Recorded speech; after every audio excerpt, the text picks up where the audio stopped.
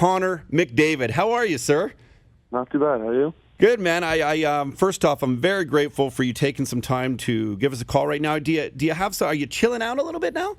Yeah, I just got back from the gym, so yeah, it was easy. Thanks a lot for having me on.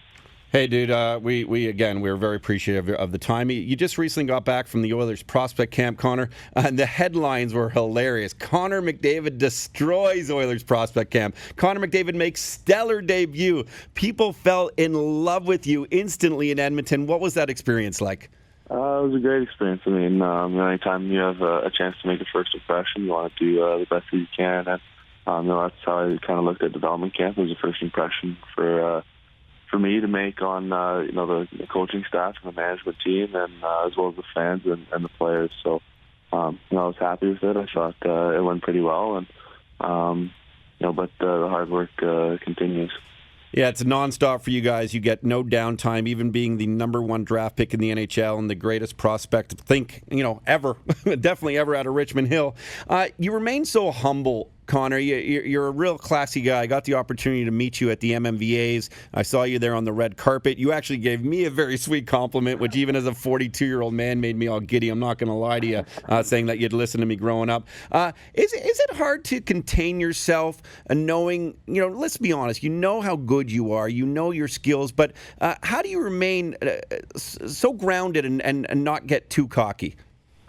I think it's just the way I was brought up. I was brought up with, surrounded by a great family and, just surrounded by great people. And they did a really good job on, keeping me grounded. I mean, being in the position that I'm in, I think a lot of people kind of just assume that that's the way I could be. And that's just not how I want to be. I just try and be the best guy that I can be. And, not being arrogant about it is the main thing.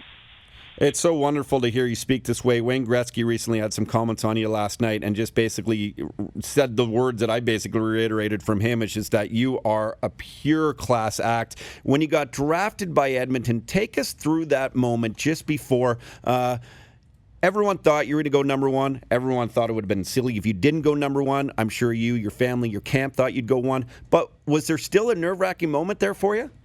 I was more just anxious.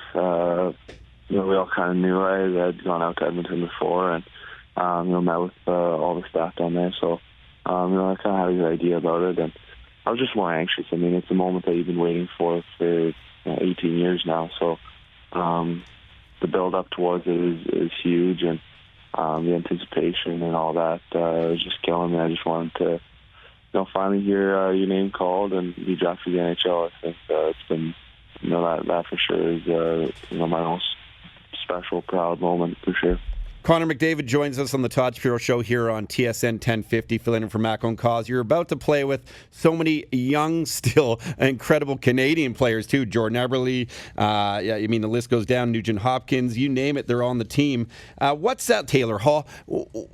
Are you pumped to play with these guys? And some of them, Yeah, I think depending on everything going well through training camp and all that, if we make the team, then obviously there's a long list of young, great prospects there, or not prospects, but talent there. Obviously the names you mentioned, but there's a lot more as well. I think they're a team that has a great core and a great group of guys, and I've been lucky enough to meet a couple of them through the Hockey Canada events or whatever, and they all seem like great guys, and I could not be more excited to play with them. Connor, you have been consistently inundated with questions from reporters and hosts and everything for years now. So take away anything you hear in this particular interview, but what has been the most annoying question that you get asked on a regular basis by reporters? Because I'm sure there's been quite a few. I think I always get the question on how you deal with pressure. I think that's a question that I get a lot, and there's no real answer. I deal with pressure just the way I do. I mean, there's nothing special that I do. There's not some answer there. It's just something that you have to deal with. And I always found that question to be very hard to answer, but it's something that I guess a lot of people want to know. So. Thanks a lot, Andy. There goes my next question. Stole it. Connor McDavid is hanging out with us, having a little bit of a downtime, but never really downtime. You're always training. You're always going hard. Listen, I think fans are thinking for sure you're going to make the team. How does Connor McDavid, though? You're such a young guy. How can you actually compartmentalize? Do you go to the movies? Are you excited for Batman versus Superman, Connor? I think it's more just hanging out with buddies or hanging out with family. I think that's the main thing. And I'm very lucky to, like I said before, have a great family around me, but a great group of friends that they just don't care about hockey. And I think that is something that I like, and that's something that makes me even get away from it even more, as they don't really care about hockey, and they're not always asking these kind of questions and all that. So. I think just using the people around you to kind of get away from it is the best way. Some other great Canadians, Connor, real quick. Bieber or Nickelback? Who do you prefer? Both are great. I would say Bieber. I don't know. All right, going Bieber. Rachel McAdams or Ellen Page, Connor? Rachel McAdams.